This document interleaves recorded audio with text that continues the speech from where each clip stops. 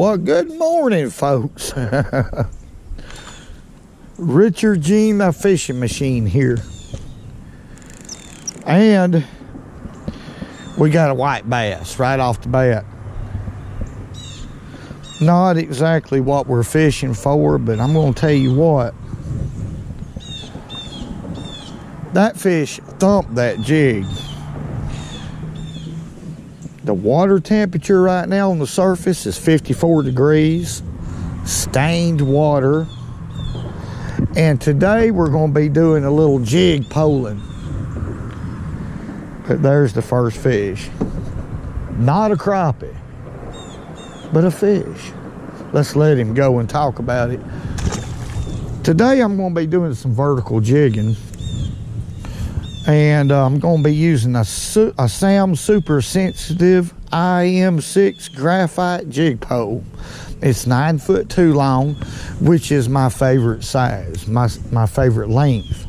Light action. It's a super light rod.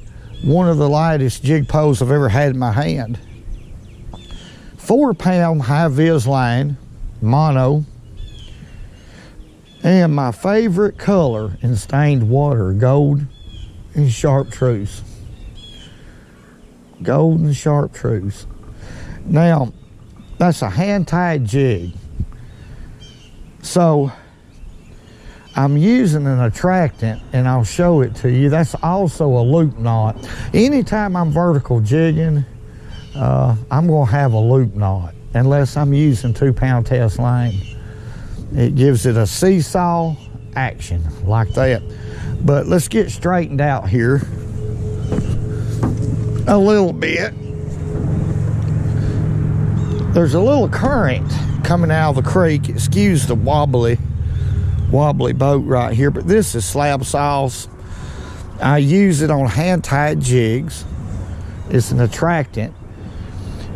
When it comes to hand-tied jigs, I'll use it a lot more than I will plastics. Now, in a lot of my plastics, I'll take a couple of drops of this and put it in a pack and let it impregnate in the baits instead of just spraying it on, because it comes off of plastic.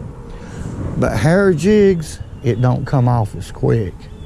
It's a great attractant. So, the reel I'm going to be using today is older than I am. It's a Garcia Mitchell 308 old reel. I think I have about 4 of them. Can't wear them out. Cannot wear these old reels out. That fish was around 8 feet deep. And that's where the crappie should be. I'm seeing a lot of bait suspended anywhere from 6 to 10 feet deep this morning. That's subject to change as the sun heats up the water a little bit. Let's get back up here and present our presentation. That's the presentation behind that post. Now, just because there was a white bass there, don't mean there's not a crappie. They're using the same depth of water. These shad are suspended, and these fish are suspended in the shad. They're going to be at the same level or under them slightly. So that's what we're doing. We're keeping that jig. I'm going to be fishing it anywhere from 6 to 8 feet. If these shads stay consistent at that consistent depth, that's what I'm going to be doing.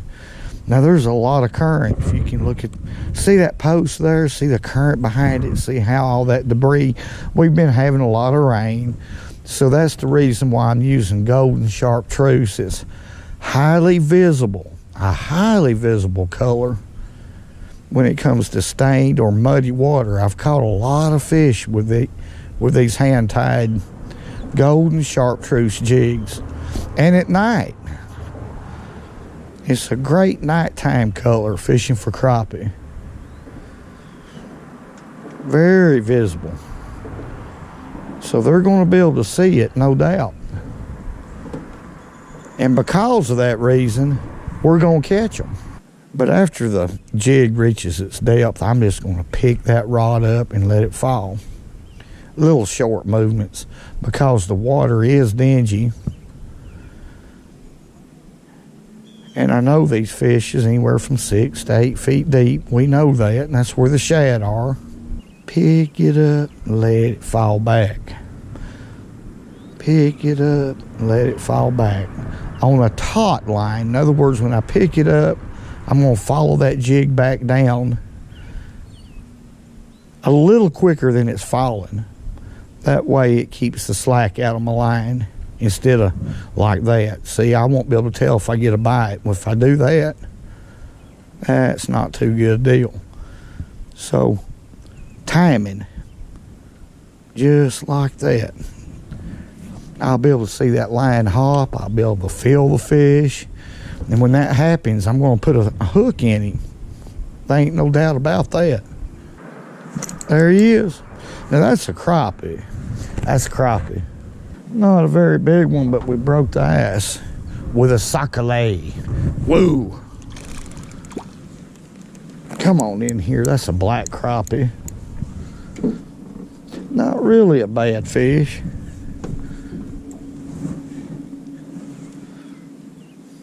He was 6 feet deep, 6, 7 feet deep. So what the depth is evident. We found them, and I need my pliers. That's a good hookup right there. That's an aggressive bite. If y'all can look in that crappie's mouth, see how far that jig is. Now that's a size 4 sickle hook. In this hand tied, that's a great size for crappie. You know, there's no doubt in my mind when it comes to crappie, suspended crappie, the depth can vary throughout the day, folks. That quick. Why does that happen? It's simple. Fishing is simple. The reason why it happens is because the shad will change depths. They're going to be close to the bait. It's all about the bait.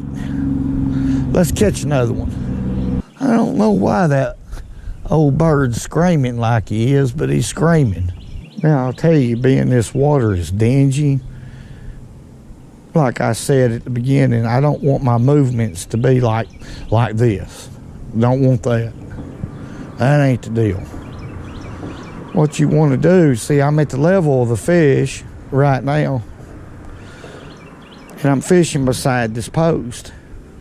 I just want to pick it up and let it fall back. About a 1 foot drop is good enough because I know where the fish are now. I'm a line watcher from way back, so I'm watching that line. You can feel the strike too. This is a very sensitive jig pole. It's one of the best I've ever had in my hand. You can feel the strike, but I can't help it. I'm a line watcher. I got him though, see. This is a hard pulling little rascal, but they all feel big on a jig pole. But he's a little baby crappie. About 8 inches long. Little black crappie. There's several fish by that post. Next year that fish should be 2 inches, 2.5 inches longer. They grow really quick here in the south. But he's a pretty little fish. Let's let him go. Let's put him on this side of the boat so he don't go back real quick and tell his buddies, because there's some more fish right there. There's no doubt about it. There's a fish. My goodness. That's a big crappie right here. That's a good crappie, folks. Golly, what a white crappie. Looky here, looky here. Looky here, that's a big son of a gun. We'll measure that fish. That's a giant. That's a giant crappie. And the reason why I caught him is because I changed totally what I was doing. And that's what fishing is about. It's about change. Whoa! Woo-wee, folks. You talking about a big crappie. A big white crappie. Let me show you to him. Let me show him to y'all.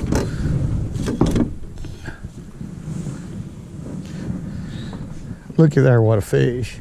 Now, when I catch a big crappie, I get excited. I can't help it. I can't help it. Now, what I had to do was change techniques altogether. The fish, it's later in the day, and the fish are not on the outside edges of these docks.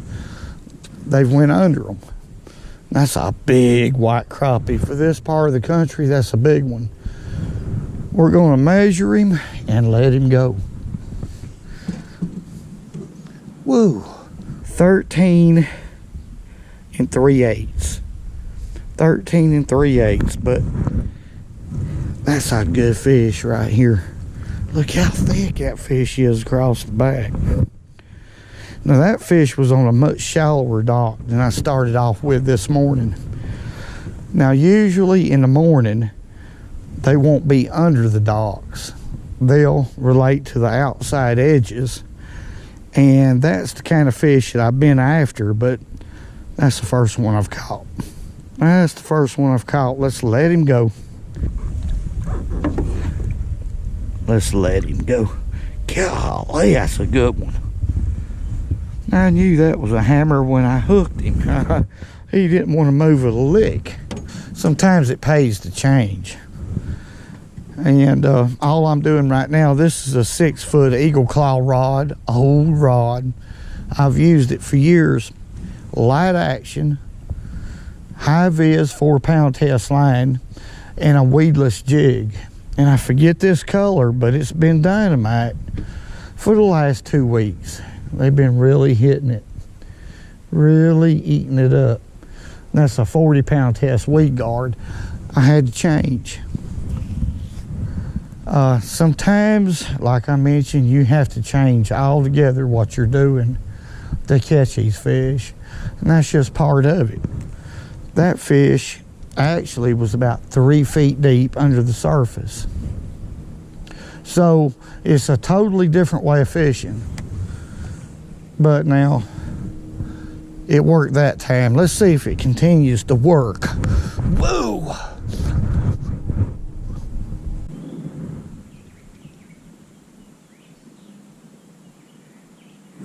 There's one.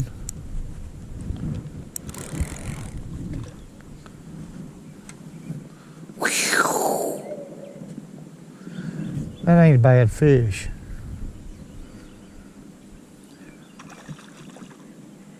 Oh boy. That one thumped it. When I do get a bite, it's an aggressive thump. I love it. We better net this one right here. That's a pretty good fish. I'm not catching many big ones, so when I catch one and he's got some size on it, it tickles me to death, but that's a good fish. Pretty good black crappie right there. Pretty good crappie. Man, oh man, oh man. Folks, they ain't nothing like it. I'm wanting to holler, but there's people about, and I don't want them to think I'm nuts. I just don't.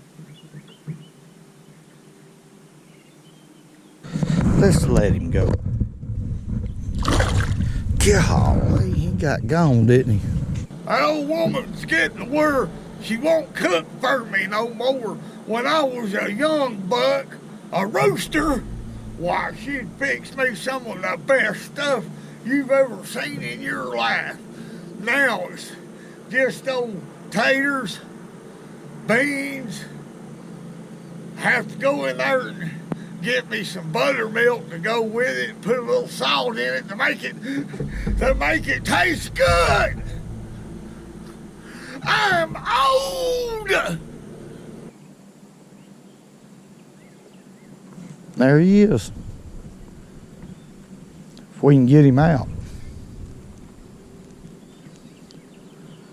He's caught right there on the cross brace. There we go.